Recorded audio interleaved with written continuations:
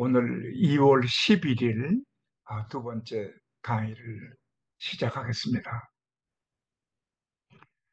오늘은 우리가 지난주에 안식일과 여호와의 7대 절기 거기에 대해서 이제 강의 말씀을 드렸는데 그 지난번에 우리가 강의한 것을 뭐 한마디로 말씀드리면은 에, 여호와의 7대 절기라고 그랬는데 그것은 안식일을 빼고서 7대 절기라고 말씀드렸습니다. 왜 그러냐 그러면 미안합니다. 레위기 23장 1절부터 3절까지에는 이것이 나오죠. 여호와께서 모세에게 말씀하여 이르시되 이스라엘 자손에게 말하여 이르라. 이것이 나의 절기들이니라. 그러니까 절기가 여기서부터 나옵니다. 근데 너희가 성회로 공포할 여호와의 절기들이니라 하시고 제일 먼저 하신 말씀이 여세 동안은 일할 것이요 일곱째 날은 쉴 안식일이니 성회의 날이라. 너희는 아무 일도 하지 말라. 이 너희가 거주하는 각 처에서 지킬 여호와의 안식일이니라. 그래서 레위기 23장 1절부터 3절은 안식일에 대한 말씀이 나오고 그것이 주일입니다. 지금 오늘날에 그 주일도 절기로 포함되어 있기 때문에 사실 정확하게 말씀드리면 여호와의 7대 절기가 아니라 안식일까지 포함하면 8대 절기로 된다고 지난번 말씀을 드렸습니다.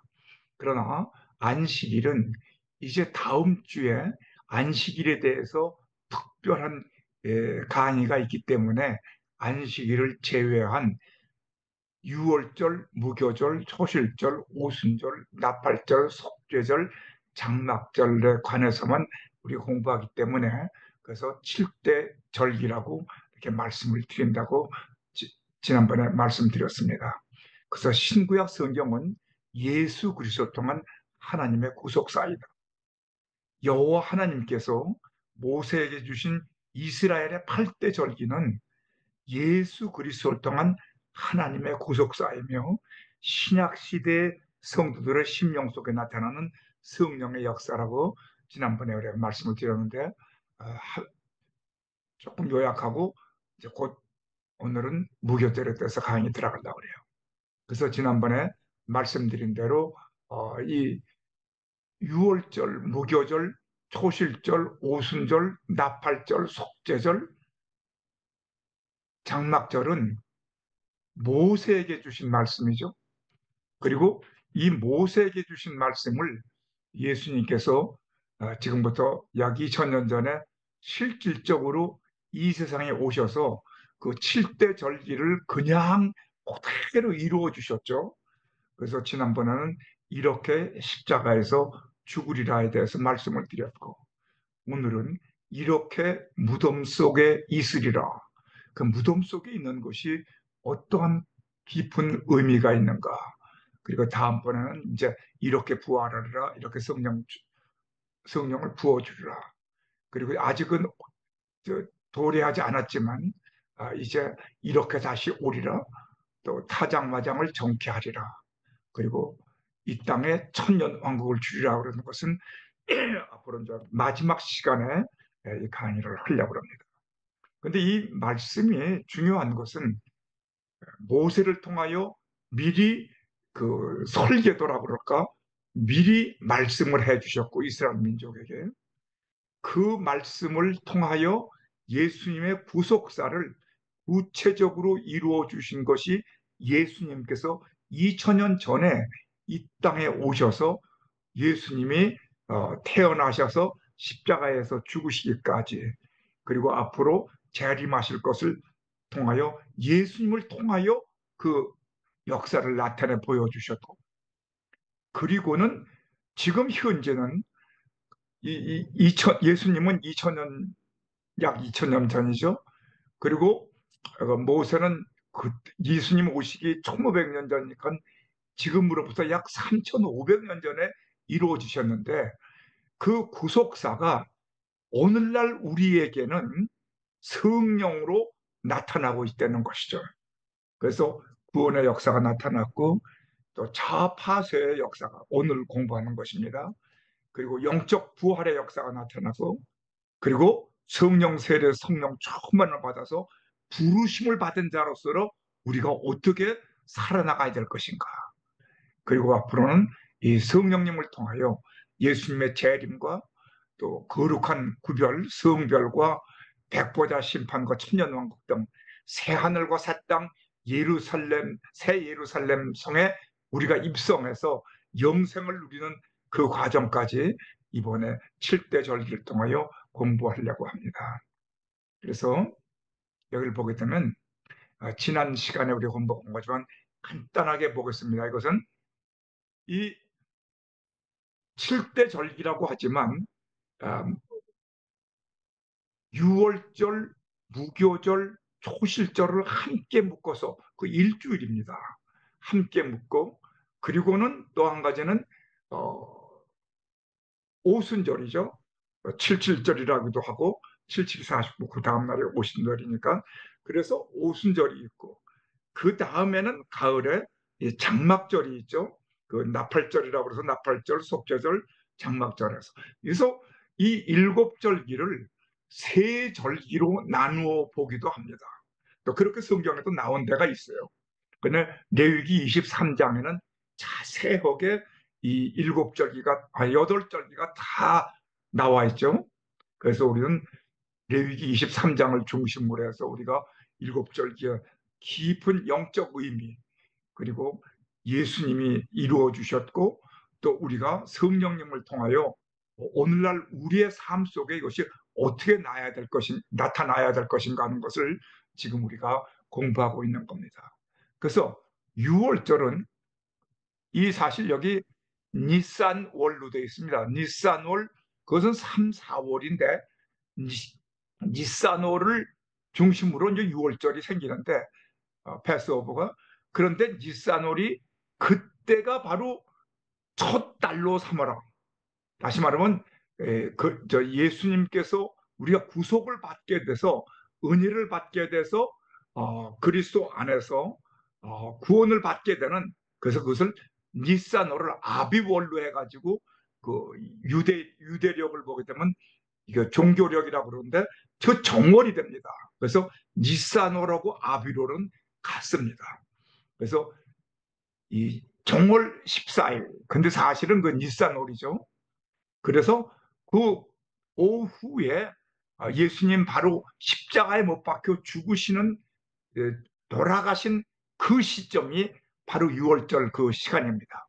그리고 나서 그 다음 날부터 이제 그 다음 날이 안식일이 되겠죠.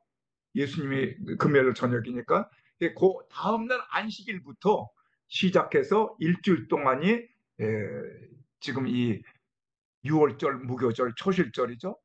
그래서 그 다음 날 안식일 날 그것이 15일입니다. 그래서 정월 15일로 되어 있습니다. 무교절은. 그리고 안식 후 첫날이니까 바로 초실절이 16일이 되고 그날이 주일이 됩니다. 이 날이 바로 예수님 부활하신 날이 되겠죠. 그래서 이 기간 동안은 우리들은 무교병을 먹는다. 유교병이 아니고 다시 말하면 누룩을 넣지 않는 떡을 먹는다. 그 의미는 무슨 의미냐 하면 죄가 없는 성결한 거룩한 떡을 먹고 우리가 그리스도와 연합된 삶을 산다. 깊은 영적 의미가 있습니다. 그래서 오늘은 이 무교절에서 대해서 공부하고 내일과 모레는 초실절에 대해서 우리가 내일 모레가 아니라 다음 주와 그 다음 주에는 초실절에 대해서 공부하도록 하려고 합니다. 그럼 무교절은 어떤 날인가? 바로 여기 나오죠. 이렇게 무덤 속에 있으리라. 무덤 속 3일을 예수님이 왜 계셔야 하느냐? 그 완전 죽음이 어떠한 의미가 있느냐? 여기에 무덤, 자파쇄, 고난, 죽음, 성화라고 지금 여기 되어 있는데 이 깊은 의미를 우리가 영적으로 깨달아야만 우리가 신앙생활하는데 큰 도움이 됩니다. 자, 보세요. 여기를 보게 되면 예수님께서 이런 말씀을 하십니다. 무교절은 구원받은 자가 반드시 거쳐야 하는 내 과정이다. 이렇게 나와 있죠. 근데 이 말씀은 무슨 말이냐면 구원받은 자라고 그러면 6월절에서 우리는 은혜로 구원을 받습니다.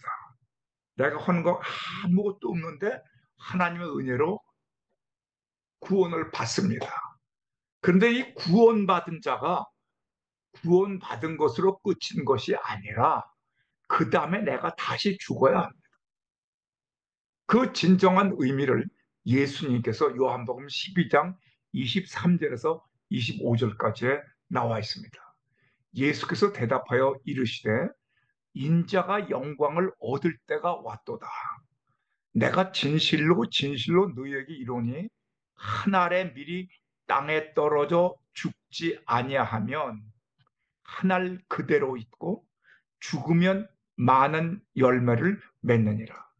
자기의 생명을 사랑하는 자는 잃어버릴 것이요 이 세상에서 자기의 생명을 미워하는 자는 영생하도록 보존하리라. 이것을 맡은 무슨 도덕군자들은 내가 희생을 해서 뭐 다른 사람을 위해서 이 봉사하는 걸로 이렇게 희생 저 뭐야 이 설교하시는 분도 계신데 이건 그런 의미가 아닙니다. 구원받은 나, 내가 다시 땅에 떨어져서 내가 썩어서 죽어야 된다. 다시 죽어야 된단 말이야. 하나의 미래. 이것을 예수님께서는 죄가 없으신 그 분이신데 땅에서 십자가에서 못 박혀 죽으셨죠. 그 죽으시고 피 흘리셨죠. 예수님께서 죽으시고 피 흘리신 것은 요한복음 19장 30절에서 34절까지를 보게 되면 그 과정이 나옵니다. 예수님이 십자가에서 죽으시고 그리고 피 흘리십니다. 로마군병에서 피를 흘려서 그러니까 죽으시고 피 흘리시고 그것은 우리를 대속해 주셨다는 겁니다. 십자가에서 죽으시고 피 흘리셨다는 것은 죽음은 뭡니까? 로마서 6장 23절에 죄삭시 사망이죠. 그러니까 우리의 죄값을 다 치러 주셨다는 겁니다. 그러니까 예수 그리스도를 은혜로 예수 그리스도를 믿기만 하면 구원받는다는 말입니다. 그럼 피 흘리심은 뭡니까? 피 흘리심은 레위기 17장 10절을 보게 되면 17절 보고는 피 속에 생명이 있다고 그랬습니다. 그 생명으로 우리를 다시 살려주셨다는 겁니다. 그리고 이 생명으로 피 흘림이 없이는 속죄함이 없느니라. 피가 죄를 대속한다. 그래서 피 흘리심으로 우리의 피값을 다 치러 주셨다는 겁니다. 우리가 치러야 할. 그런데 여기서 중요한 것은 그러면 예수님을 믿기만 하면 구원받는데 왜 또 예수 믿은 사람이 땅 속에서 3일 동안 있어야 하느냐? 그것을 예수님께서 친히 모범적으로 보여주신 것이나 내가 한 알의 밀이 땅에 떨어져 다시 죽어야 된다. 근데 예수님은 죄가 없으신 분이니까 예수님은 다시 죽을 필요가 없습니다. 대속해 주신 것만도 감사한데 그런데 다시 죽어. 그 3일은 완전 죽음. 근데 완전 죽음이라는 것이 왜 3일이냐? 그 제가 내 친구 중에서 그 의사가 많기 때문에 뭐전 윤 장로님도 의사이시지만 그 내가 의사한테 물어봤어요. 내 친구한테. 야, 뭐 이렇게 까무러치기도 하고 또는 자꾸 뭐 저희 잠깐 죽었다가 깨기도 하고 그러는데 완전한 죽음은 언제냐? 그러니까 맥박과 혈압과 모든 것이 완전히 죽는 것은 3일이 걸린다고 해요. 그러니까 예수님께서 3일 동안 땅 속에 계셨다는 것은 예수님은 죽었다가 어떤 까무리쳤다가 다시 깨어난 그런 분이 아니라 완전 죽음을 땅 속에서 거쳤다.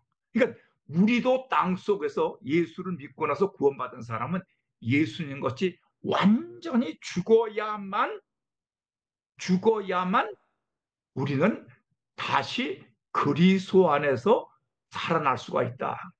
그래서 자파세의 모형이 바로 예수 그리스도입니다. 예표입니다. 이것은 하늘의 밀이 땅에 떨어져 죽어야, 자아가 파쇄되어야, 그래야만 성화, sanctification, 성화가 되어야 초실절에 부활의 열매를 맺게 된다. 그러니까 다음 주에 이제 제가 공부하게 됩니다.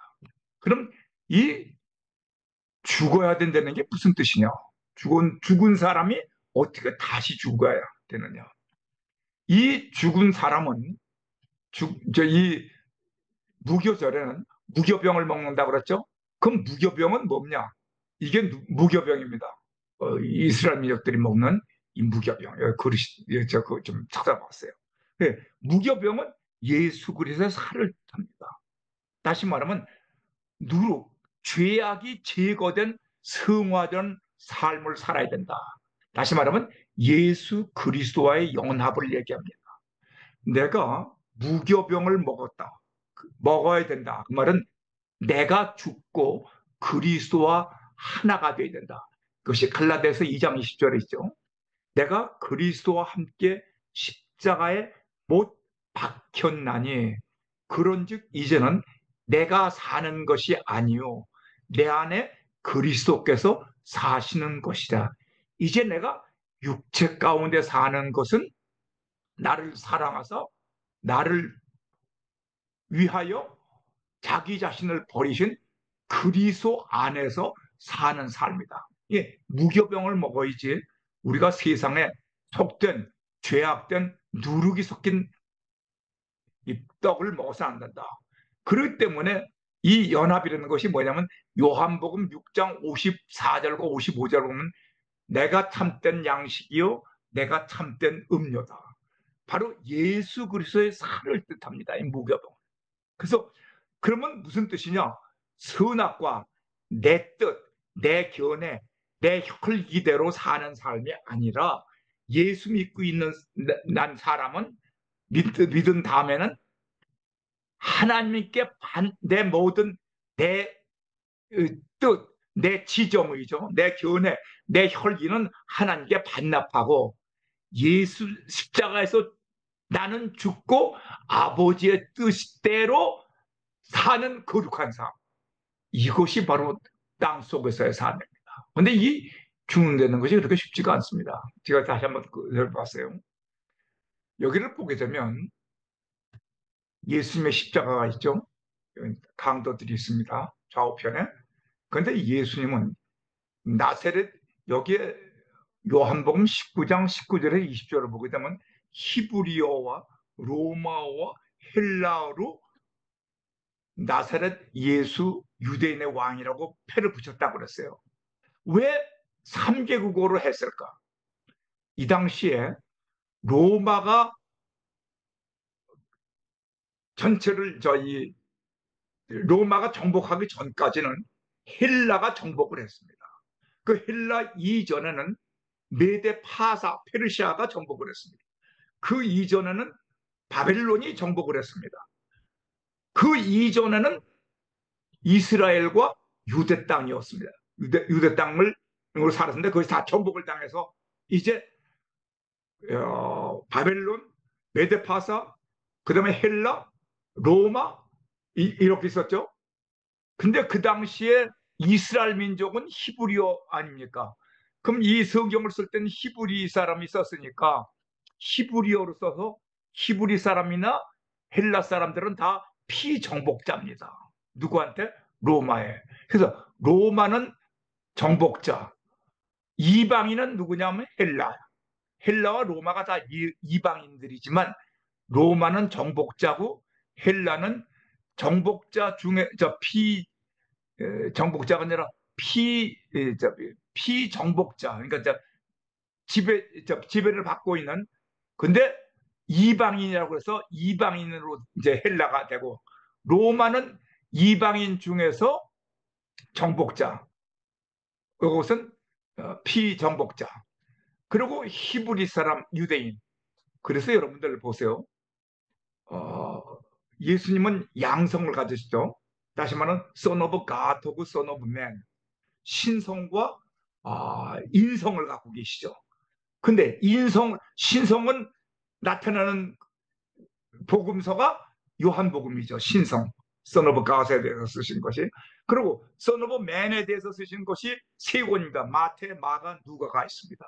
그 왜 마태, 마가, 누가입니까? 바로 요 3개국어입니다. 당시에 그 당시에 영토를 지배하고 있었던 로마 사람을 복음화시키기 위해서 쓰여진 글이 마가복음입니다. 그리고 헬라 사람 이방인들을 위해서 쓰여진 책이 누가복음입니다. 그리고 예수 그리스도를 유대인들을 위하여 써야 될 거 아니에요. 복음서가. 그것이 마태복음입니다. 마태복음, 마가복음, 누가복음. 그리고 그 뒤에 요한복음은 신성을 했어요. 그래서 이 깊은 의미라 우리가 성경에서 볼 수가 있어야 됩니다. 그런데 예수님은 당시에 오전 9시부터 3시까지 6시간 동안 십자가에 못 박혀 들어오셨죠? 그리고 예수님은 돌아가셨습니다. 그런데 이때가 얼마나 추웠는지 아세요? 예수님이 십자가 이 높은 곳에 올리셔서 알몸으로 계셨어요. 알몸. 그 십자가에 못 박히신 것도 괴로운데 알몸으로 그 추위라는 것이 어디 나오느냐? 요한복음 18장 18절을 한번 보세요. 그때 보게 되면 베드로가 이제 그 요한의 안내를 받아서 그 안으로 들어오죠. 그래서 예수님이 십자가에 못 박히신 그 근처까지 옵니다. 3번 부인하기 전에. 그때 숯불을 피워놨다고 요한복음 18장 18절에 했다고 했습니다. 그러니까 얼마나 추웠으면 숯불을 쬐고 사람들은 코트를 입고 숯불을 쬐고 있었는데 예수님은 알몸으로 십자가에 달렸습니다. 왜 이런 고난을 당해야 합니까? 예수님이 누구십니까? 요한복음 1장 1절 보면 태초에 말씀에 계시니라 이 말씀은 하나님과 함께 계셨으니 이 말씀은 곧 하나님이라. 말씀이 육신이 되어 우리 가운데 거하심에 그의 영광을 보니 아버지의 독생자의 영광이요 은혜가 진리가 충만하다. 바로 천지를 창조하신 엘로힘 되시는 그 하나님 여호와 아도나이 그 이름을 갖고 계신 하나님이신데 우리의 죄를 대속하시기 위하여 이 고난을 당하신 것입니다. 그리고는 그래서 우리의 죄값을 다 치러주십니다. 우리가 예수 믿고 구원받은 것이 얼마나 은혜인지 모릅니다. 그런데 예수님은 이제 6시간 만에 죽으셨습니다. 죽으신 다음에 여기서 지금 십자가에서 내려오는 장면입니다. 이 사진은 여러분 아마 러시아에 있는 상트페테르 내가 여기 한 3번 갔었나 집회하러. 그런데 거기 보게 되면 렘브란트가 그린 그림이 있습니다. 그 십자가에서 내리시는 예수님의 시신입니다. 근데 여기 이제 예수님은 여기 계시고 여기 이제 예수님을 붙잡고 내려오는 그 장면 있죠. 예수님을 안고 내려오는 여기 이 사람들이 아리마대 요셉과 니고데모 당시의 공회원들입니다. 여기 그 니고데모가 어떻게 거기 있었다는 것을 어떻게 아느냐? 요한복음 19장 38절부터 42절을 여러분 읽어보시면 압니다. 유향과 모략을 가지고 왔습니다. 요한복음 3장 3절에 나오는 3장 5절에 나오는 그 니고데모. 그래서 그걸 보고 이 그림을 그렸습니다. 전 이 그림을 보면서 십자가에서 죽으시고 그리고 십자가에서 내려오십니다. 그리고는 어디로 들어가시느냐? 예수님이 이렇게 죽으리라. 그렇죠? 근데 그다음엔 유대인의 무덤입니다. 유대인의 무덤을 좀 우리가 미리 알아야 돼요. 우리는 땅에다가 그냥 묻죠. 미국도 그냥 묻고 흙을 덮습니다. 그런데 유대인의 무덤은 그렇지가 않습니다. 이런 굴입니다. 굴에다가 시신을 집어넣습니다. 그리고 이것이 뭐냐면 무덤을 막는 돌문이 이 돌문이라는 게 둥그런 게 어떻게 알 수 있느냐? 마가복음 16장 2절부터 4절을 보게 되면 여기에 천사들이 내려서 돌을 굴려놨다고 그랬습니다. 그리고 무덤 문은 밖에서 굴려내야 하지 이 아래에서는 아무리 장사라도 밀어서도 못 엽니다. 그것이 마태복음 28장 2절에 있습니다. 그래서 어떻게 나타나냐면 이 마태복음 28장 2절과 3절을 보니까 큰 지진이 나며 예수님이 십자가에 못 박혀 죽으실 때요. 주의 천사가 예수님 부활하셨을 때요. 예수님이 부활하셨을 때 부활하시는 그날 아침에 큰 지진이 나며 주의 천사가 하늘로부터 내려와 돌을 굴려내고 여기 굴려내고 있죠? 여기 꽉 막혀 있던 돌을 이쪽으로 굴려내고 이것은 제쳐고 이 돌 위에 천사가 앉았습니다. 근데 그 형상이 번개 같고 그 옷은 눈같이 희건을 여기 성경에 분명히 나와 있죠. 우리가 이 성경을 보게 되면 너무나 정확합니다. 이건 역사적인 사실입니다. 그래서 무덤 안을 한번 봅시다. 어떻게 되어 있나? 무덤 안은 이렇게 되어 있습니다. 여기에 세마포, 예수님의 세마포, 그리고 여기에 시체를 두는 곳이 이렇게 조금 높습니다. 계단으로 이렇게 내려와서 문이 밖에 열리죠. 이렇게 무덤 속에 있으라. 근데 이 무덤 모습이고 여기에 이제 지금 아리마대 요셉과 또 이 니고데모 등 몇 사람이 예수님의 시신이죠. 이렇게 들고 이 계단을 내려옵니다. 그리고 이렇게 해서 여기 앉아있는데 여기가 바로 여기죠. 여기다가 올려놓습니다. 근데 예수님이 3일 만에 부활하셔서 빈 무덤이 되죠. 이 역사적인 사실입니다. 우리가 이 사실을 믿어야 됩니다. 무덤 내고. 그러면 이 무덤 안에서 3일 동안 예수님은 완전 죽음으로써 이 3일 동안에 계셨다. 왜 무덤 안에서 계시고 3일 만에 부활하셨을까? 그런 이유가 있습니다. 우리도 예수 믿고 나면 다 이 무덤 속으로 일단 들어와야 됩니다. 그리고 이 무덤에서 내가 예수님 같이 완전하게 죽어야만 무덤에서 나올 수 있습니다. 그래서 어떤 신앙인은 이 목사님까지 포함해서 일생 동안을 구원은 받았습니다. 하나님의 은혜로. 그러나 무덤 안에서 일생 동안 신앙 생활하다가 무덤 안에서 끝내는 분도 계십니다. 천국엔 갑니다. 근데 무덤 안에서 신앙 생활을 하는 거죠. 무덤 안에서 있으면 안 됩니다. 다음 주에 초실절의 역사가 나타나야 되는데 그 무덤 문이 오늘 열리는 것은 오늘까지 이제 오늘 제가 계속 말씀을 드리겠습니다. 어떻게 해야 이 무덤 문이 열리고 내가 다시 여기서 부활할 수가 있는가? 그리스도와 함께. 그러니까 우리 목회자뿐만 아니라 모든 신앙인들이 그래요. 무덤 속에서 신앙생활을 하다가 끝나.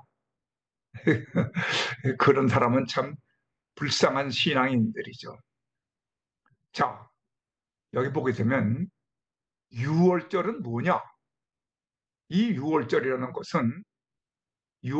것은 패스오버, 죽음 또는 심판이 넘어갔다는 겁니다. 다시 말하면 예수 그리스도의 십자가와 피로 나는 내가 구원받는 것이 6월절입니다. 내가 한 거 아무것도 없습니다. 저 nothing. 아무것도 한 거 없는데 은혜로 받은 구원입니다. 그리고 은혜로 믿음을 주십니다. 은혜로 구원받고 은혜로 믿음으로 구원받고 이것이 하나님의 선물을 받습니다. 근데 선물 받고 나서 무덤 속에서 신앙생활을 하다가 그냥 천국은 가긴 가요. 그래서 그런 사람 그 이유부터 일단 은혜를 인하여 믿음으로 말미암아 구원받은 사람을 의인이라고 하는데 이 의인은 사람인 자를 쓰지 않고 인정한다. 그렇죠? 도장 찍는단 말이죠. 인을 찍어라 하는 그것자는 아닌지 몰라도 말씀은 변해 오래 참는 칼도자와 마음심자가 있죠. 예. 마음을 칼로 찢어야 의인이 된다는. 아무튼 이것은 의롭다고 칭함을 받는다는 겁니다. 그럼 구원 받습니다. 의롭다고 칭함 받았으니까. 그 은혜로 받은 믿음, 오직 은혜로 선물로 예수 믿으면 구원 받습니다. 그런데 그러면 무교절은 뭐냐 오늘 예수 그리스도의 은혜로 구원받은 성도가 반드시 거쳐야 하는 무덤에서 자아가 다시 죽는 과정입니다. 그것이 바로 자아 파쇄, 선악과를 반납하는 겁니다. 하나님께. 그럼 내가 성화가 이루어집니다. 이 말씀에는 보면 두 가지가 있습니다.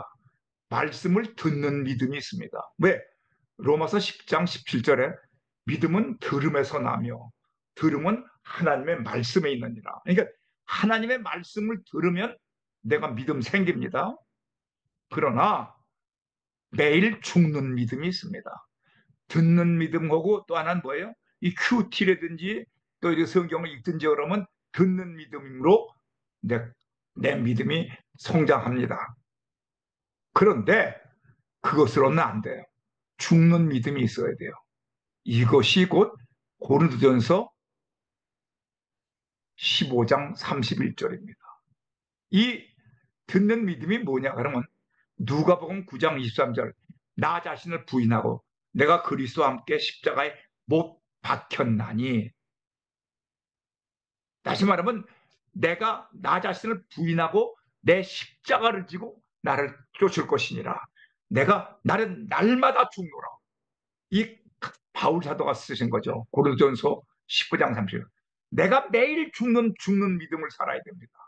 듣는 믿음으로 살 뿐만 아니라 죽는 믿음으로 그 성도는 은혜로 구원받은 후에 무덤에서 십자가를 져야 한다. 요거 내용은 지금 이제 앞으로 쭉 좀 기석해서 볼 거예요. 자, 그러면 여기 보세요. 좌우 문설주, 인방과 문설주와 인방은 위죠. 인방과 문설주에 피를 발랐죠. 그 예수 그리스도의 피로 그냥 구원 받습니다. 내가 그냥 구원 받았어요. 그런데 6월절은 죽음, 심판이 넘어가. 내가 이 안에만 들어가면은 넘어가는데 이 안에 들어간 것은 뭐 내가 걸어 들어갔지만 사실 하나님의 은혜로 들어간 겁니다. 그래서 죽음이 넘어갑니다. 십자가에서 죽으신 어린 양의 피로 은혜로 받은 믿음, 구원, 이것은 하나님의 선물입니다. 그러면 그 성경이 어디 나오느냐? 에베소 2장 8절에 이게 나옵니다. 너희는 그 은혜를 인하여 믿음으로 말미암아 구원을 얻었나니 이것이 너희에게서 난 것이 아니라 하나님의 선물이라. 행위에서 난 것이 아니니 누구든지 자랑치 못하게 하려 함이라. 그렇게 됐죠? 그러면 이것은 내가 한 거 아무것도 없어요. 그냥 은혜를 받습니다. 그럼 내가 왜 이렇게 은혜를 받게 됐나? 근데 에베소 1장 4절부터 6절을 보게 되면 내가 벌써 하나님의 창세 전에 그리스도 안에서 우리를 택하신 하나님의 뜻과 예정에 의해서 내가 창세 전에 벌써 구원받게 되어 있습니다. 그리고 이 믿음은 누구냐? 고린도전서 12장 9절 보면 하나님의 선물이라고 되어 있습니다. 은사입니다. 은사. 그리고 이 우리를 구원하시기 위하여 요한복음 1장 29절을 보게 되면 예수 그리스도의 피가 있습니다. 세상 죄를 지고 가는 하나님의 어린 양. 그래서 예수님의 은혜로 나는 그냥 구원받은 겁니다. 그런데 그러면 이 의인과 이제 의로운 사람인 자죠. 의인과 의롭다고 칭함을 받은 거와 그 차이 내용을 한번 봅시다. 의인과 의인이 뭔가? 기록된 바 의인은 없나니 하나도 없으며 성경에 있습니다. 로마서 3장 10절부터 12절 깨닫는 자도 없고 하나님을 찾는 자도 없도다. 치우쳐 함께 무익하게 되고 선을 행하는 자는 없나니 하나도 없다. 이 세상에 예수 믿는 사람 하나도 없어요. 여러분 에레미야서 5장 1절 한번 보세요. 에레미야서 5장 1절을 보게 되면 하나님의 진리와 하나님의 공의를 찾는 자는 세상에 한 사람도 없다고 에레미야서 5장 1절에 분명히 나와 있습니다. 모든 사람이 죄를 범하였음에 하나님의 영광에 이르지 못하습니다. 그리스도 예수 안에 있는 속량으로 말미암아 하나님의 은혜로 값없이 의롭다 하심을 얻은 자 되었느냐. 이건 완전히 하나님의 은혜지 내가 행한 거 하나도 없다는 겁니다. 이것이 지금 의인과 의인의 차이입니다. 그러면 내가 왜 이런 은혜를 받았습니까? 그건 하나님의 창세전부터 하나님의 예정 속에 나를 택해 주신 거예요. 그러니까 무조건 기뻐하고 감사하고 기도하는 거예요. 내가 예수 믿고 구원받다. 그런데 내가 그러면 예수님을 믿은 것이 진짜냐 가짜냐? 요 다음에 나옵니다. 이제 보세요. 성경을 자세히 보게 되면 참 너무나 재밌습니다. 성도는 의인이 된 것이 아니고 의인이 된 것이라고 그랬죠. 다시 말하면 의로운 사람이 된 것이 아니라 의롭다고 인정을 받은 것이 됐다고 그랬죠. 예수 그리스도를 믿는 성도는 의인이 된 것이 아니고 의롭다는 칭함을 받은 죄인이다. 곧 의인이 된 것이다. 의롭다고 인정을 받다고 말이죠. 칭의인. 따라서 무덤에서 성화가 되어야 된다. 예수 믿고 난 다음에 무덤에 들어가는 거야. 거기서 내가 죽어야 돼. 예수 믿으면 구원은 받아요. 그런데 구원받은 사람은 무덤 속에 반드시 들어가는 것이 아니라 통로입니다. 과정입니다. 성화는 자아가 파쇄되는 것이다. 나를 부인하고 내가 죽는 것입니다. 이것은 뭐냐 하면 내가 따먹은 선악과를 다시 하나님께 반납한다는 것입니다. 또 무리에게 이르시되 아무든지 나를 따라오려거든 자기를 부인하고 날마다 제 십자가를 지고 나를 따를 것이니라. 자, 여기서 이제 굉장히 중요한 내용입니다. 한번 보세요. 6월절에서 하나님의 사랑과 예수님의 은혜로 구원받은 자는 값없이 의롭다 하심을 얻은 자, 의롭다는 인정을 받은 자, 칭의가 되었으나 아직도 육체 가운데 살고 있는 죄인들이다. 구원받은 죄인들이에요. 따라서 구원받은 자는 계속해서 지은 죄를 회개하여야 한다. 이게 구원받은 자입니다. 그러나 구원받지 못한 자는 회개하지 않는다. 그러니까 지금 그럼 누가 구원받은지 누가 구원받지 못했는지 우리가 알 수가 있죠. 회개하는 자는 구원받은 자입니다. 그러나 교회는 나오면서도 회개하지 않고 자기가 옳다고 사는 사람은 처음부터 구원받지 못한 사람. 교인이냐, 교회에 나오느냐 안 오느냐가 문제가 아니에요. 내가 지금 계속해서 회개하고 있느냐, 그건 구원받은 자입니다. 그러나 난 회개할 거 없어. 그래서 회개하지 않는 자는 구원받지 못한 자. 이 무교절은 구원받은 자가 성화되는 과정입니다. 자아가 죽고 다시 말하면 선악과를 하나님께 반납하는 과정입니다. 무교절은 자기를 사랑하는 것이 아니라 예수 그리스도를 사랑하는 것. 자애가 아니라 예수 사랑, 예수애. 자애에서 예수애로 바뀌어지는 것. 자애가 파쇄되는 과정이 바로 무덤 속에서 이루어져야 됩니다. 구원받은 자가 매일 십자가를 지고 살아가는 과정입니다. 그래서 여기 의인, 의롭다고 인정을 받은 칭의인이죠. 의인이 되는 길은 뭐냐? 고린도후서 4장 10절과 11절에 분명히 나와 있습니다. 우리가 항상 예수의 죽음을 몸에 짊어지면 예수의 죽음을 몸에 짊어지고 살아요. 그리스도와 함께 십자가를 졌다는 거죠. 예수의 생명이 또한 우리 몸에 나타나게 하려 합니다. 그리스도와 함께 죽어야만 그리스도와 함께 다시 사는 겁니다. 갈라디아서 2장 20절에도 우리 살아있는 자가 항상 예수를 위하여 죽음에 넘겨지면 예수의 생명이 또한 우리 죽을 육체에 나타나게 하려 합니다. 아멘입니까? 이것이 아멘이 나와야 됩니다. 우리는 난 모세 일생을 통해서 한번 이것을 보려고 합니다. 모세는 120년 동안 사는데 모세는 율법을 받은 사람입니다. 그래서 우리 삶 속에 모세 일생이 우리의 삶 속에 큰 거울이 됩니다.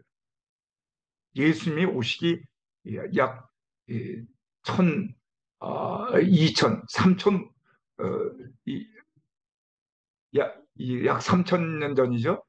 자, 그럼 아무튼 그거 좀 봅시다. 그 정확한 연도는 내가 보질 않았는데, 이 모세는 태어날 때부터 나일강에, 나일강에서 사실 세례를 받은 거예요. 나일강에 물에 빠지진 않았지만 나일강에 버려진 법. 그러면 나일강에 빠져서 이제 죽어야 할 몸인데 바로의 딸, 바로는 누굽니까? 사탄이죠. 사탄의 딸에 의해서 택함을 받습니다. 야, 그러니까 참 모순이죠. 근데 모세는 누굽니까? 여기 부친이 아므람이라고 그렇습니다.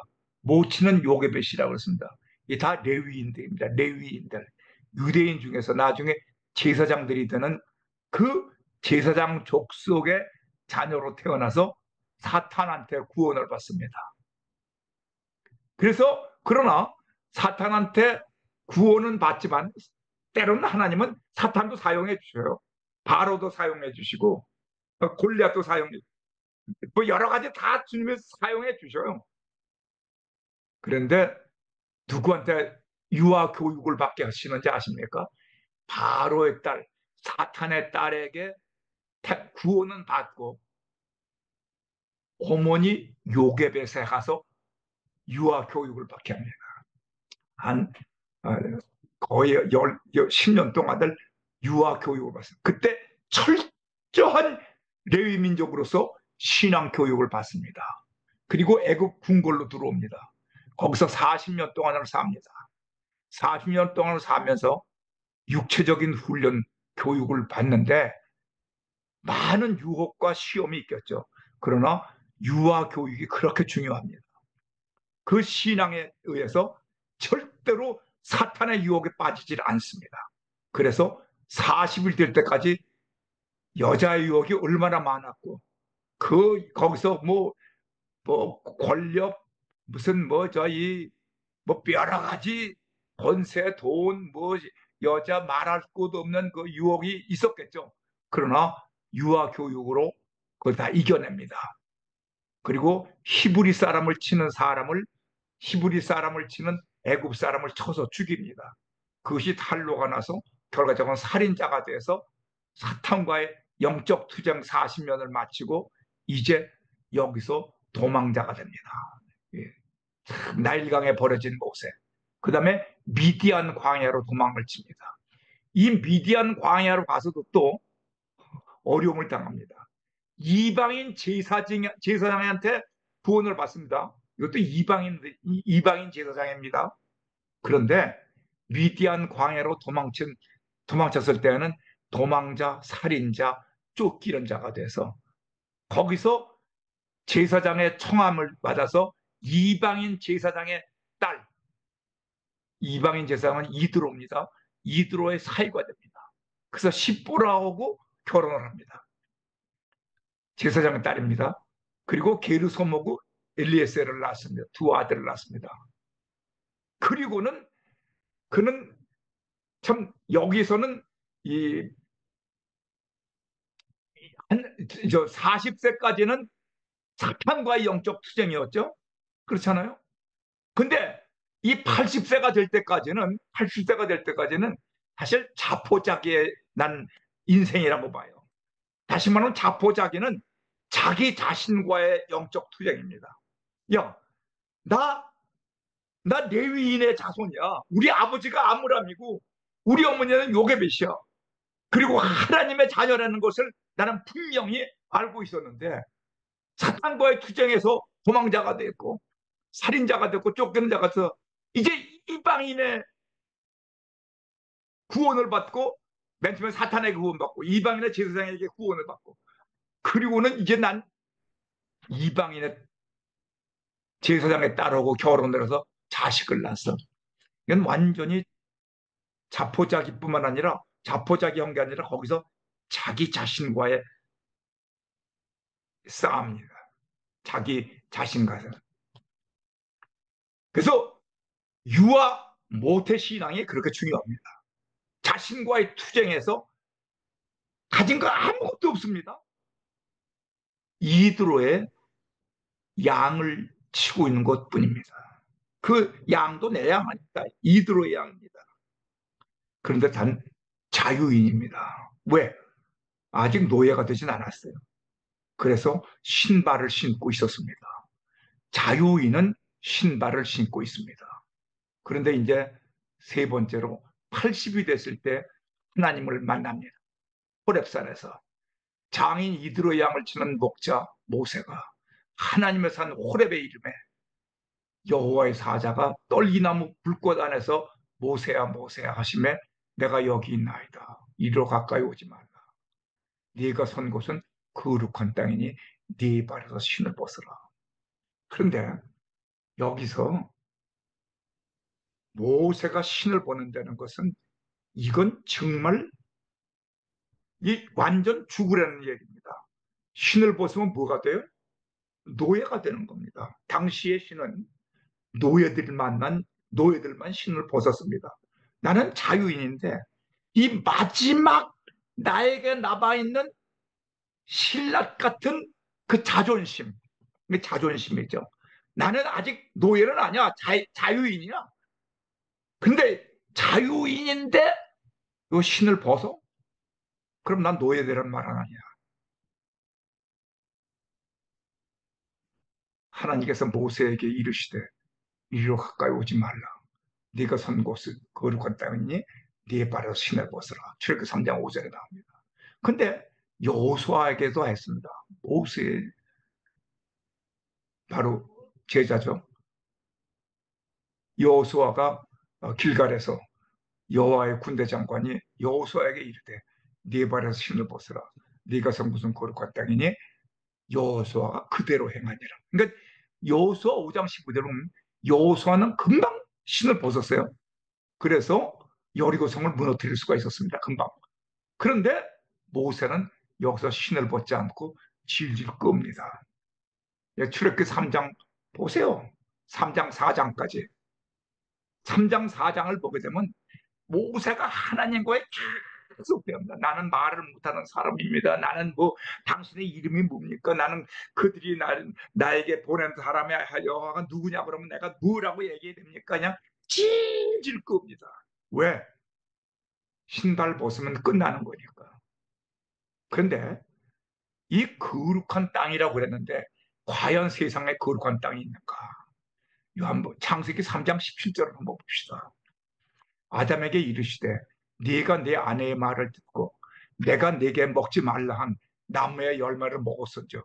땅은 너로 말미암아 저주를 받고 너는 네 평생에 수고하여 그 소산을 먹으리라. 그러니까 하나님의 임재 앞에서 신을 벗으라 거룩한 땅이란 말이지. 다시 말하면 하나님의 임재. 네가 선 곳은 하나님 앞이다 그 말입니다. 거룩한 땅이니 네 발에서 신을 벗으란 말이지. 이 세상에 거룩한 땅은 없습니다. 땅은 이미 아담으로 말미암아 지구 전체가 저주받은 땅입니다. 그래서 이 땅은 안 됩니다. 새 하늘과 새 땅이 계시록 21장에 와 나야만 거기서 우리는 영생을 하게 됩니다. 당시 신을 벗은 자가 누군가? 노예들입니다. 또 누가 신을 벗어요? 전쟁 포로들입니다. 그 다음에 누가 벗었어요? 시체들, 죽은 자는 신을 벗었습니다. 그런데 모세는 노예도 아닙니다. 전쟁 포로도 아닙니다. 난 죽지 않았습니다. 아직. 그런데 네가 선 곳, 하나님의 임재는 거룩한 땅이니 네 발에서 신을 벗으라고 합니다. 신을 벗는다 하면 내가 죽는다. 자아가 죽는다는 것입니다. 이 신을 하나님의 말씀은 육체적으로 죽으란 말이 아닙니다. 내가 죽어야 내 안에서 예수 그리스도께서 사십니다. 자, 내 자아가 죽어야만 이 영적으로 해석을 항상 봐야 돼. 하나님 앞에서 신을 벗는 자의 영적 의미. 하나님의 아들을 믿는 자는 내가 죽어야 내 안에서 예수 그리스도로 사시며 하나님의 아들을 믿는 믿음 안에서 내가 사는 것입니다. 이 갈라디아서 2장 20절 아니에요. 그렇기 때문에 이때 내가 따먹은 선악과를 하나님께 반납하는 것입니다. 그 누가복음 22장 42절에 나오죠. 겟세마네 동산에서 예수님이 받으신 잔에 동참하는 것입니다. 이 잔이 내게서 지나가게 해주셨고 그러나 내 뜻대로 마시고 아버지 뜻대로 없어. 우리의 신앙생활, 우리 구원받은 자가 신앙생활, 가정생활, 교회생활에서 항상 내가 죽어야 됩니다. 내가 죽어야만, 다시 말하면 내가 신을 벗어야만 내 안에 그리스도께서 사시고 나에게 부활의 영광이 있게 됩니다. 하나님의 임재 앞에서 자아가 온전히 죽어야 하나님의 일을 할 수 있는 것입니다. 그게 누가복음 9장 23절입니다. 우리 크리스찬들은 이 말씀을 깊이 깨달아야 됩니다. 무교절의 과정을 거쳐야 합니다. 다 무덤에서 나오셔야 됩니다. 그래서 신을 벗는다는 것은 내가 죽는 것이라. 그런데 신만 벗으라고 한 것이 아니라 두 번째부터 말씀하십니다. 네 손에 있는 것이 무엇이냐? 그때 모세는 지팡이를 들고 있었습니다. 왜? 이드로의 양을 치고 있는데 이 지팡이는 없으면 절대적으로 아니라 필수품입니다. 군인이 총 없이 어떻게 전쟁을 합니까? 실탄이 없으면 어떻게 전쟁을 마찬가지로 이 지팡이는 뭐냐? 양의 나아갈 방향을 제시합니다. 이쪽에 물이 있다. 그쪽으로 가면 안 된다. 이쪽으로 가라. 그쪽은 짐승이 있다. 그리고 때로는 짐승이 오게 되면 짐승을 때리는 무기가 됩니다. 아무튼 이 지팡이는 또 힘들 때는 몸을 지탱하기 위해서 지팡이를 지고 가야 합니다. 이 지팡이로 홍해를 갈리기도 했습니다. 이 지팡이는 절대적인 것입니다. 그런데 하나님께서 모세에게 말씀합니다. 모세에게 이르시되 네 손에 있는 것이 무엇이냐? 그가 이르되 지팡이니이다. 그래? 여호와께서 그것을 땅에 던지라. 캐스트, 그것은 내어 던지라. 버려라 그 말입니다. 아니, 목자가 지팡이 없이 어떻게 목자합니까? 군인이 총 없이 어떻게 싸움을 합니까? 그러니까 하나님께서 그 땅에 던지니 그것이 뭐가 됐어요? 하나님 말씀대로 던지니까 그것이 뱀이에요. 그러면 내가 여태까지 의지하고 살았던 지팡이가 뱀이란 말입니까? 다시 말하면 지금까지 내가 의지하고 믿고 붙잡고 나를 지켜준다고 생각했던 그 지팡이는 뱀, 사탄입니다. 여러분들 우리 깊이 생각해야 돼요. 영적으로. 우리가 지금 믿고 사는 것이 뭡니까? 이번에도 그 화재가 났다고 도피하라고 그래서 짐을 쓰다 보니까 뭘 가지고 나갈까? 여권, 그 다음에 뭐 약품, 몇 가지 안 돼요. 돈. 그런데 네가 갖고 있는 것 다 버려. 그런 거, 그것이 너 지켜주지 못해. 돈이 너를 지켜주지 못해. 명예가 너 지켜주지 못해. 너를 지켜주신 것은 오직 여호와 하나님이야. 여호와 하나님인 것을 여기서 보는 것이면 다시 꼬리를 잡으래요. 아니, 이 꼬리를 잡다니. 뱀 꼬리를 잡으면 어리석은 사람이었습니다. 40년을 광야에서 산 사람인데 뱀은 반드시 발로 꼬리를 누르고 목을 잡아야 됩니다. 그래야만 뱀이 저희 대가리가 와서 나를 물지 않지. 꼬리를 잡으면 확 와서 뱀 대가리가 내 손을 무는데 기가 막히게 꼬리를 잡으라고 그래요. 그 말씀은 뭡니까? 네 생각, 네 의지, 네 판단, 네 결정 그거 다 버려. 손에 있는 거 버리고 네 지정의를 다 버려.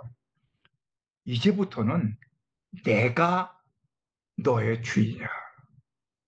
꼬리 잡으려면 잡아. 잡았습니다. 그랬더니 잡는 순간 뱀이 지팡이가 됐습니다. 새 지팡이. 손에 있는 것, 지팡이, 뱀, 이 사탄. 하나님의 손을 의지하라. 세상을 의지하지 말고 물질을 의지하지 말고 없어질 것을 의지하지 말고 하나님을 의지하라. 네 손을 내밀어 그 뱀의 꼬리를 잡아라. 이거 상식이 아니면 비상식입니다. 하나님께 복종하라. 그러고 갔더니 또 한 번 더 명령을 하셔. 네 손을 품에 넣어라. 여기서 그에게 이르시되 네 손을 품에 넣으라 하심에 그가 손을 품에 넣었다가 내어보니 그의 손이 문둥병이 생겨 눈같이 된지라. 이르시되 네 손을 다시 품에 넣으라 하심에 그가 다시 손을 품에 넣었다가 내어보니 그의 손이 본래 살로 돌아왔더라. 뭡니까? 이 손은 주먹입니다. 그리고 이 가슴, 내 생각과 내 마음과 감정과 내 지정의가 다 들어있어요. 내 품, 자아입니다. 이 주먹으로 애굽 사람을 때려 죽여서 살인자가 됐던 내 힘, 그런 거 다 버려. 그거 다 썩은 거야. 그거 붙잡지 말고 내 손을 잡아라. 누구를 손을 잡아? 예수 그리스도 손을 잡아라. 하나님만 의지하라. 하나님께만 순종하라. 이것이 자아가 파쇄되는 겁니다. 성화가 되는 겁니다. 선악과 따먹은 거 다시 하나님께 반납합니다. 선악과라는 것은 내 지정입니다. 내 자아. 그것을 죽여서 하나님께 반납하고 이제는 하나님의 뜻대로 하나님의 의지대로 하나님의 지정의대로 내가 살겠습니다. 모세는 여기서 신을 벗은 겁니다. 신을 벗은 자의 영적 의미는 신을 벗었다 하면 내가 자아가 죽었다는 뜻입니다. 내가 죽었다 하면 육체적인 죽음과 혼, 소울이죠. 자아의 죽음을 말합니다. 성도는 육체는 살아있으나 자아, 이고와 소울이 매일 죽는 자가 되어야만 승리합니다. 이것이 믿음으로 사는 것입니다. 하나님께 부르심을 받은 자, 하나님의 종들은 자아가 죽어야 하나님의 일을 할 수 있습니다.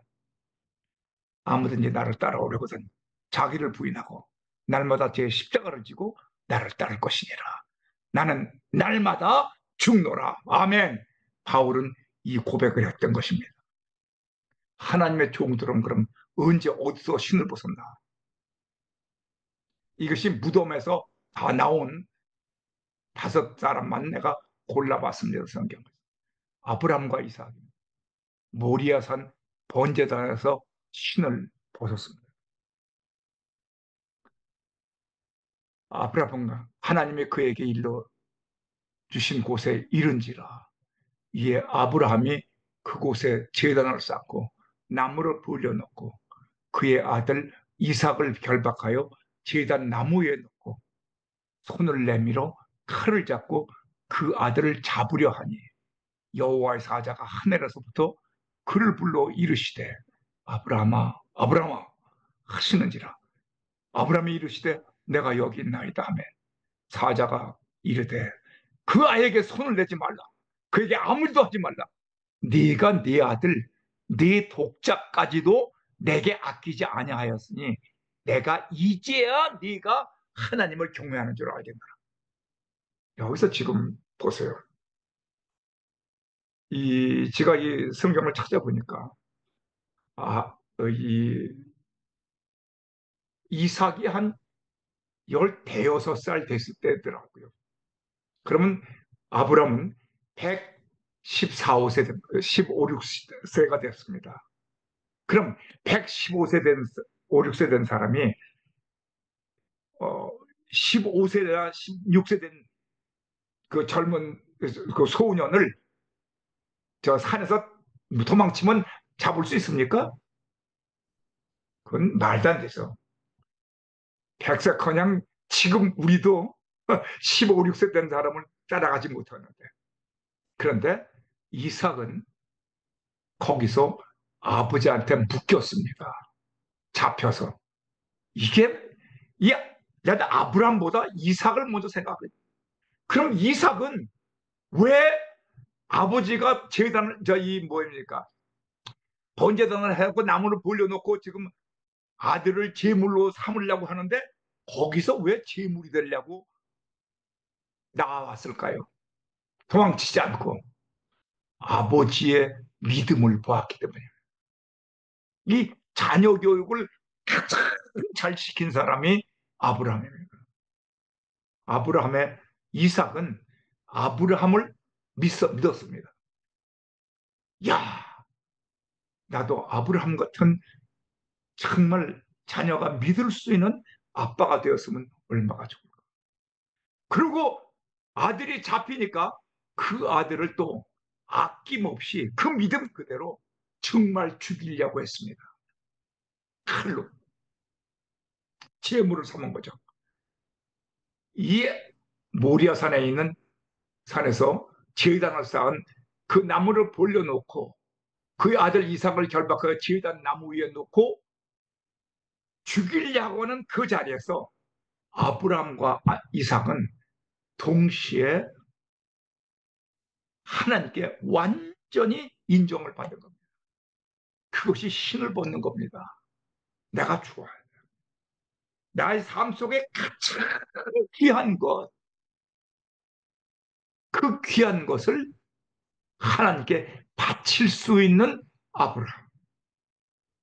또 이삭은 자기의 목숨까지도 아버지의 믿음을 바라보고서 그냥 바칠 수 있는 그 믿음. 아브라함과 이삭은 모리아산에서 신을 벗었습니다. 우리가 정말 그런 믿음이 있을까요? 그래서 아브라함이 믿음의 조상이 된 겁니다. 나는 이 말씀을 보면서 야, 정말 신을 보는 데는 것이 이런 것인 거예요.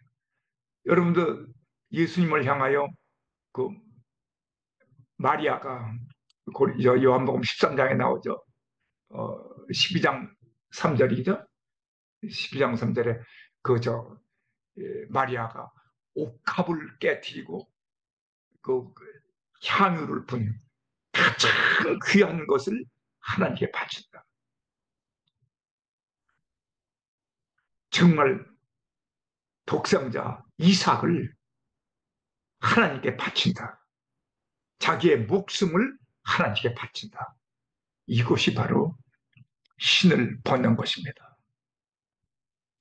야곱은 언제 신을 벗었을까?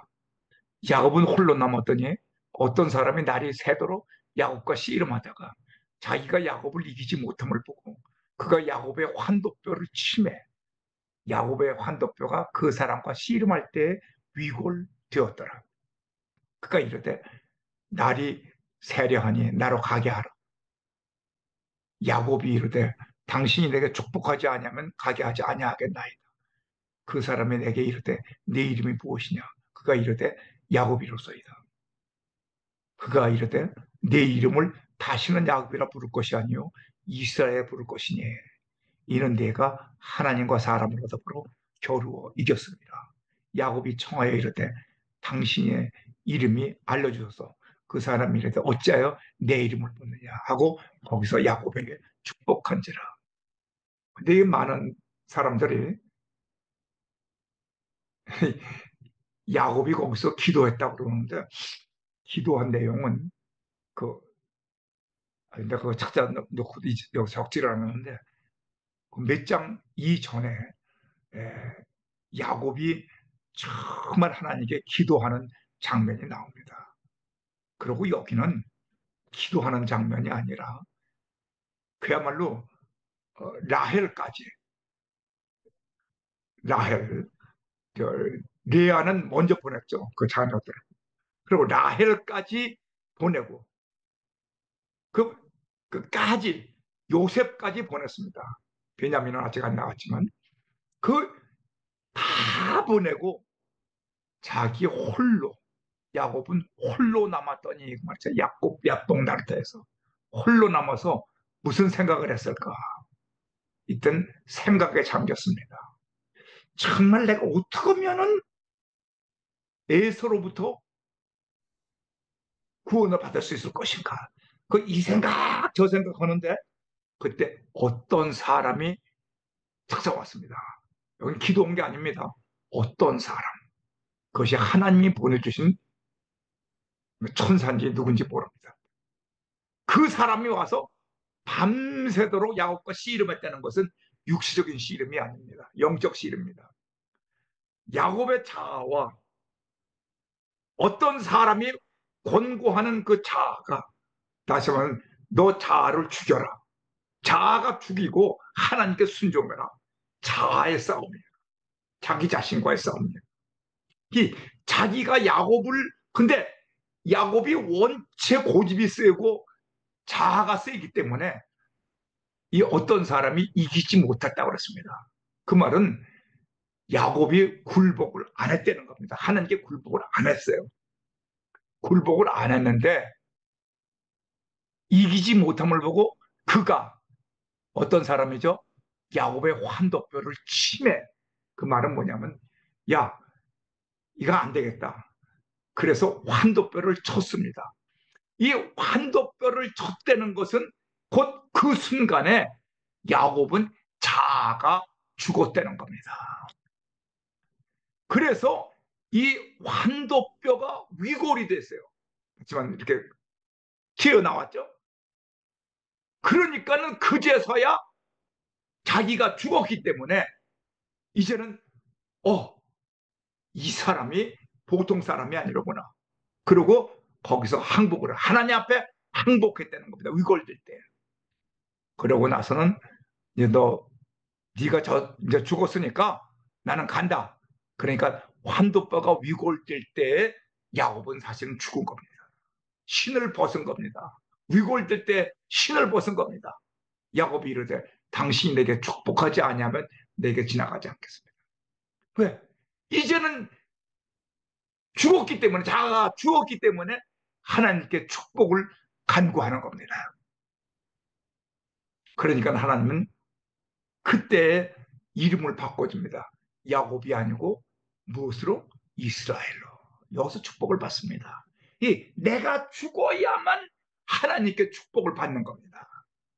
내 뼈가 위골이 되지 않았을 때는 끝까지 그냥 하나님께 대항을 하다가 결과적으로는 하나님이 이길 수 없는 걸 알고 이, 이 야곱이 어떤 면에서는 우리 자아입니다. 자아의 모습입니다.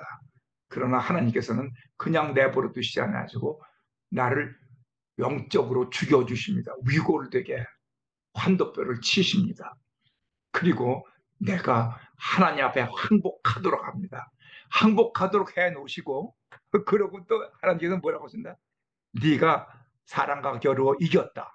그러니까 우리가 천사를 이겼다고 생각하죠? 아닙니다. 여기서 네가 하나님과 사람으로 더불어 겨루어 이겼다고 하는 것은 이것은 내가 천사를 이겼다는 얘기가 아니라 하나님께 환도뼈를 칠 때에 내가 죽었기 때문에 하나님으로부터 축복을 받아냈다. 다시 말하면 내가 신을 벗도록 인도해 주시는 하나님 앞에 내가 두 손 들고 하나님을 내가 받아들였다. 그것이 바로 내가 하나님과 더불어 이기는 겁니다. 하나님의 뜻은 뭡니까? 하나님의 뜻은 내가 신을 벗는 겁니다. 그 네가 신을 벗었다. 이제는 네가 이겼다. 이 말씀을 보면 또 그다음에 여호수아는 언젠가? 이 여호수아는 간단합니다. 이 모세의 모습을 바라보고 여호와의 군대 장관이 이야기하죠.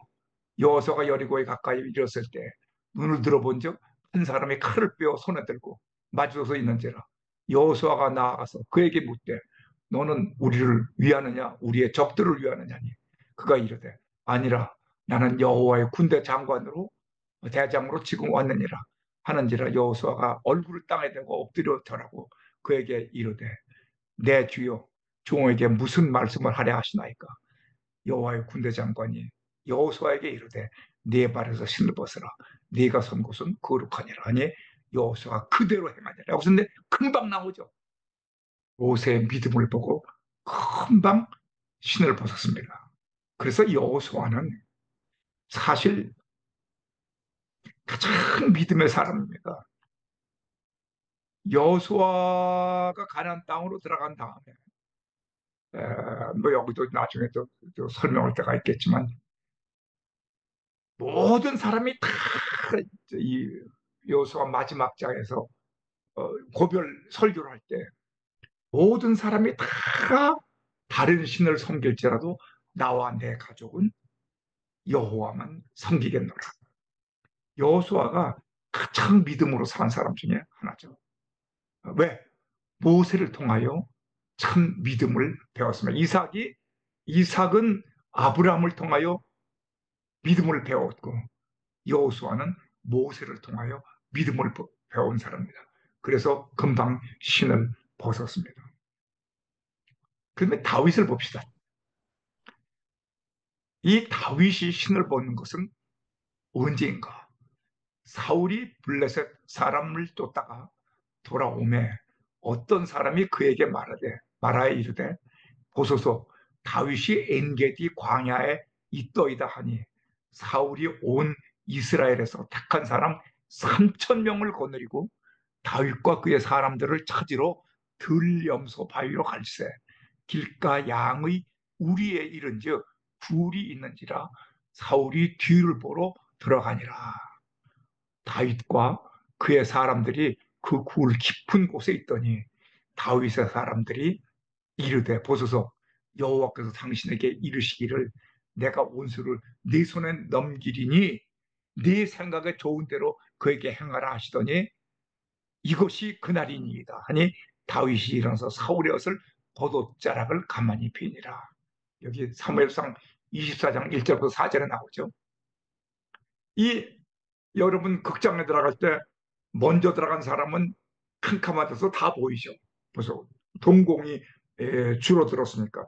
그러나 동공이 열린 사람은 그 안에 들어가게 되면 캄캄해서 아무것도 안 보이죠. 그러면 그 안내원이 후라시를 들고 이리 따라오라고 그러죠. 이 마찬가지로 이 굴 속에 다윗과 그 몇몇 그 장군들이 함께 있었고 이 다 입구로 들어와서 뒤를 보러 사울이 들어왔습니다. 근데 옷자락을 잘른다 그러니까 거기서 시원하니까 아마 잠을 잤는지 옷이 넓어서 그런지 그건 아무튼 이 성경에 안 나와요. 아무튼 옷자락을 잘랐습니다. 여기서 중요한 것은 하나님께서 사울을 죽일 기회를 다윗에게 분명히 제공해 주셨습니다. 그러나 또 하나님께서는 다윗이 어떻게 하는가를 보고 계셨습니다. 그 자리에는 다윗과 사울만 있었던 것이 아니라 하나님도 함께 영으로 참석하신 줄로 믿습니다. 그런데 다윗은 왜 사울을 죽이지 않은지 아세요? 그것이 바로 로마서 12장에 나옵니다. 원수 갚는 일은 내게 맡기라. 사울은 하나님이 기름 부은 종입니다. 하나님이 기름 부은 종은 하나님이 버리실 때는 버리시고 죽일 땐 죽이시고 칠 때는 치시지. 사람이 사울을 죽이면 하나님을 대신하는 겁니다. 그래서 다윗은 그 믿음을 알고 있었습니다. 나 사울이 기회를 하나님께서 사울 죽일 기회를 주셨지만 하나님께서는 둘을 보고 계십니다. 사울을 죽이나 안 죽이나 다시 말하면 다윗의 믿음이 있느냐 없느냐를 보고 계신 겁니다.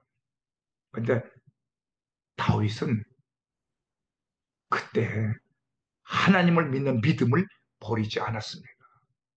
사울을 죽이는 문제는 왜? 그는 기름 부은 종이니까 하나님이 하실 일이지 내가 할 일이 아니야.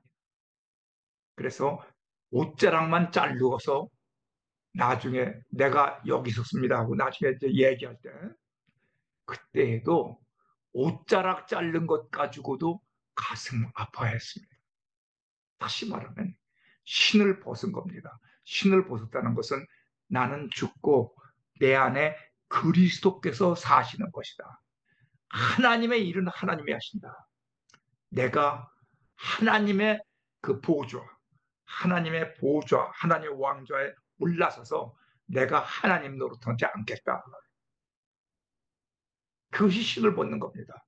내가 죽었다 그 말이에요. 죽은 사람은 다른 사람을 죽일 수 없습니다. 내가 죽어야 주의 일을 할 수 있습니다.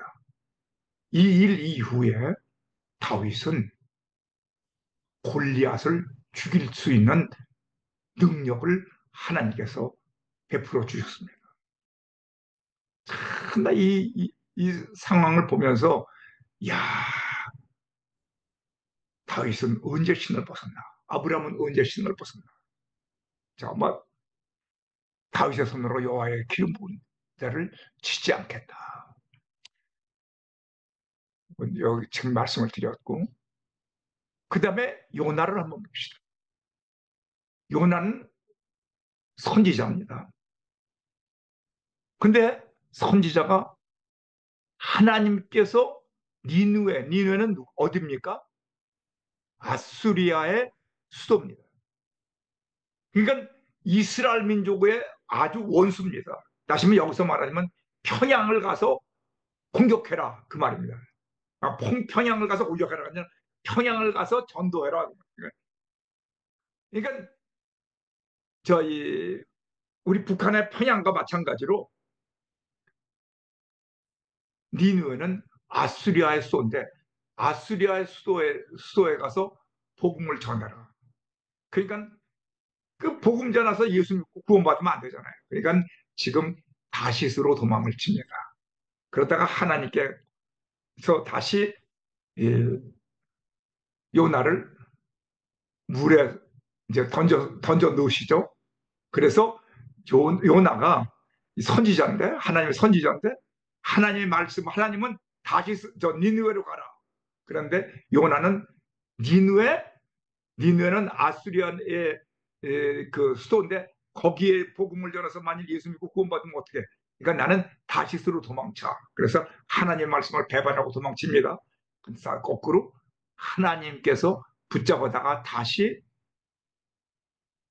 바닷속에 던지십니다. 그리고 요나가 물고기 뱃속에서 큰 물고기 뱃속에서 여기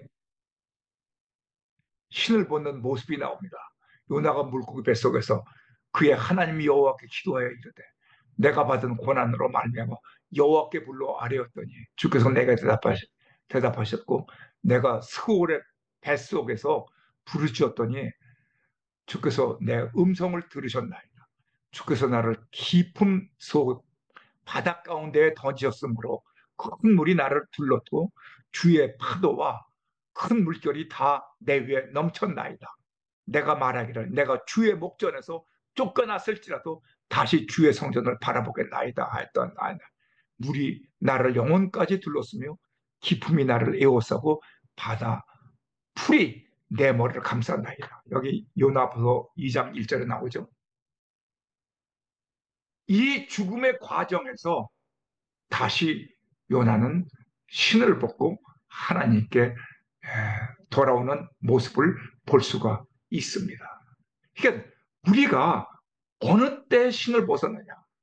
아무튼 우리는 신을 벗어야 됩니다. 하나님 앞에서 신을 벗어야 됩니다. 여기 보게 되면 예, 독립된 자아의 뜻, 나의 의지, 나의 생각, 나의 견해가 죽어야 하는 겁니다.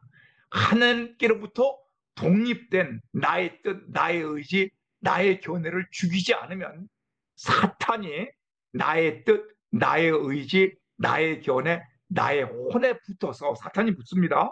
나를 사탄의 노예가 되게 하고 하나님께 불순종하며 반항하게 하는 것입니다.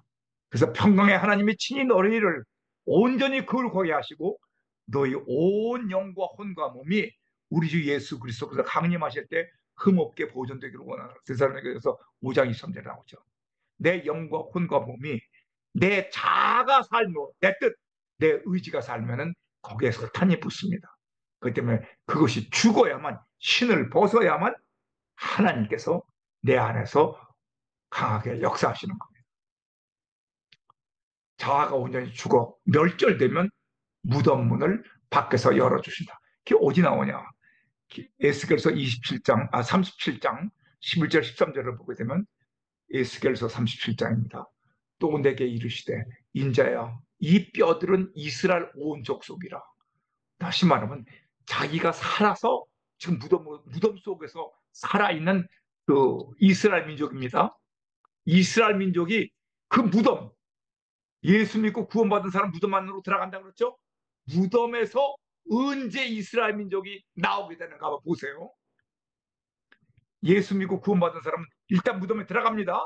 그런데 이 뼈들은 이스라엘 온 족속이라. 다시 말해 예수 믿고 구원받은 사람이라. 그들이 이르기를 우리의 뼈들이 말랐고 무덤 안에서 우리의 소망이 없어졌으니 우리는 다 멸절되었다 하느니라. 이거 완전히 자아가 파수됐어요. 그러므로 너는 태어나여 그들에게 이르기를 주 여호와께서 이같이 말씀하시기를 내 백성들아 내가 너희 무덤을 열고 너희가 거기서 나오게 하고 이스라엘 땅으로 들어가게 하리라. 내 백성들아 내가 너희 무덤을 열고 너희를 거기서 나오게 한즉 너희는 내가 여호와인 줄 알라. 무덤 속에서 신앙생활 하지 마세요. 내 뼈들이 말랐고 우리의 소망이 없어졌으니 완전히 죽었으니 그 무덤에서 하나님께서 문을 열어주셨다는 겁니다. 보세요. 이 무덤을 열었죠. 하나님께서 무덤 문을 열어주셨습니다. 이 안에서 그러니까 이스라엘 민족은 이 안에서 신앙생활 했어요. 그런데 열어주고 이제 우리의 뼈들은 말랐고 소망이 없어졌으니 우리는 다 멸절되었다 하느니라. 우리가 온전히 죽었다. 주 여호와께서 말씀하시기를 내가 너희 무덤을 열고 너희로 거기서 무덤에서 나오게 하고 이스라엘 땅으로 들어가게 하리라. 내 백성들아 내가 너희 무덤을 열고 너희로 거기서 나오게 한즉 너희는 내가 여호와이니라. 우리의 무덤, 내가 지금 무덤 속에서 신앙생활하고 있습니까? 무덤 밖에서 신앙생활하고 있습니까? 마지막입니다. 여기서 자아가 온전히 파쇄되면 내가 내 영을 너희 속에 두어 살아나게 하리라. 보세요. 에스겔 37장 14절에 내가 또 내 영, 이게 성령이죠. 여기서 이제 무덤에서 나오게 되면 성령을 우리에게 부어주십니다. 너희 속에 두어 너희가 살아나게 하고 내가 또 너희를 너희 고국 아니라 고국인데 잘못 씁니다. 미안합니다. 고국 땅에 두리니 다시 네가 일할 수 있는 땅으로 보내주겠다 그러면 나 여호가 이 일을 말하고 이룬 줄을 너희가 알리라. 여호와라고 썼네. 여호와의 말씀이니라. 그럼 여기서 이것이 이제 결론인데 내가 온전히 죽으면 나의 삶 속에 영적 부활이 일어나게 됩니다. 내가 죽으면은 내 삶 속에서 영적 부활이 일어나. 그럼 내 삶 속에서 영적 부활이 무엇이냐? 가정이 무덤에서 부활합니다. 참 예수 믿고 구원받은 가정 안에서 왜 그렇게 불화가 있습니까? 부부지간에 불화가 있습니까? 부모와 자녀 사이에 불화가 있습니까? 자녀들 사이에 불화가 있습니까? 이것은 다 무덤 속에서 각자가 죽지 않고 자아가 살아있기 때문에 무덤 속에서 신앙생활하는 겁니다.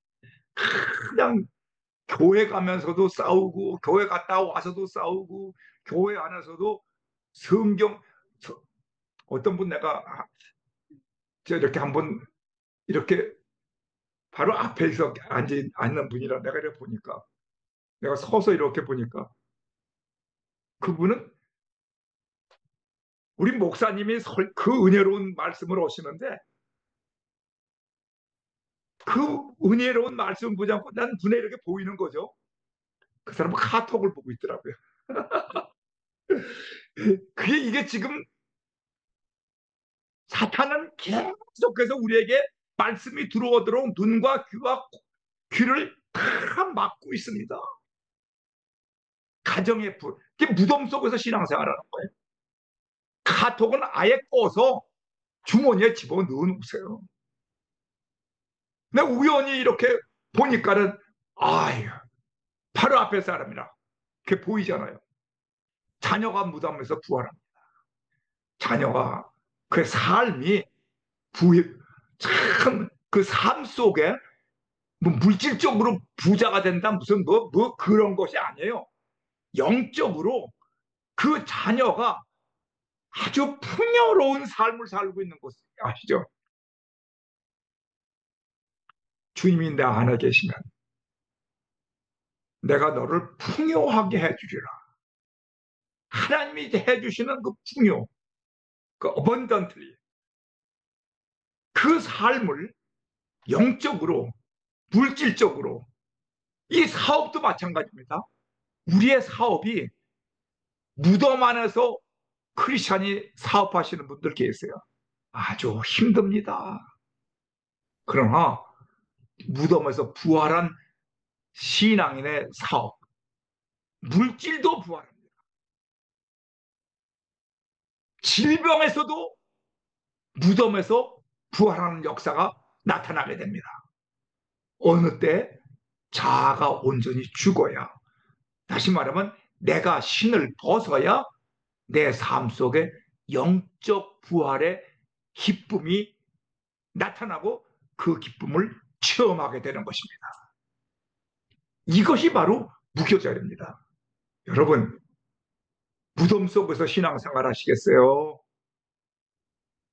내가 자아가 온전히 죽어서 신을 벗고 무덤에서 나와서 이제 다음 주에 있을 초실절에 그 천년에 부활한 그 신앙 속에서 신앙생활 하시겠어요?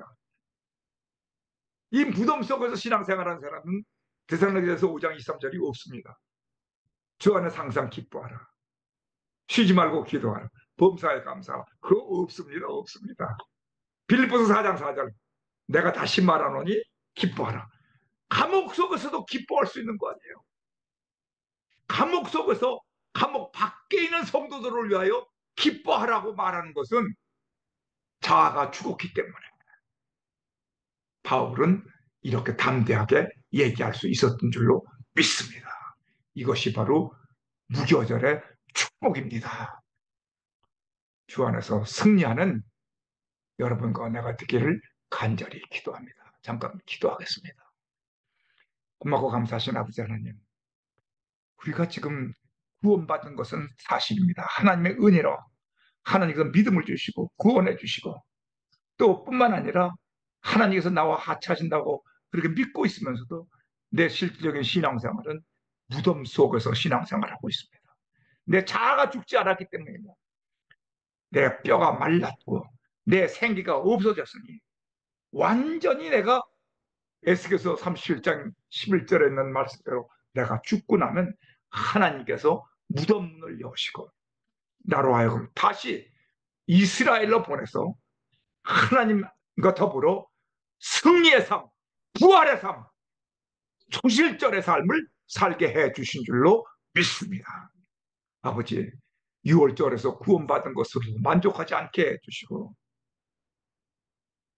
무교절에서 자아가 죽는 은혜, 그 성화의 체험이 있게 하여 주시옵소서. 그리고 다음 주에 있을 초실절의 기쁨의 신앙생활도 함께 하게 하여 주시옵소서. 우리 주 예수 그리스도 이름으로 감사하며 간절히 기도드리옵나이다. 아멘.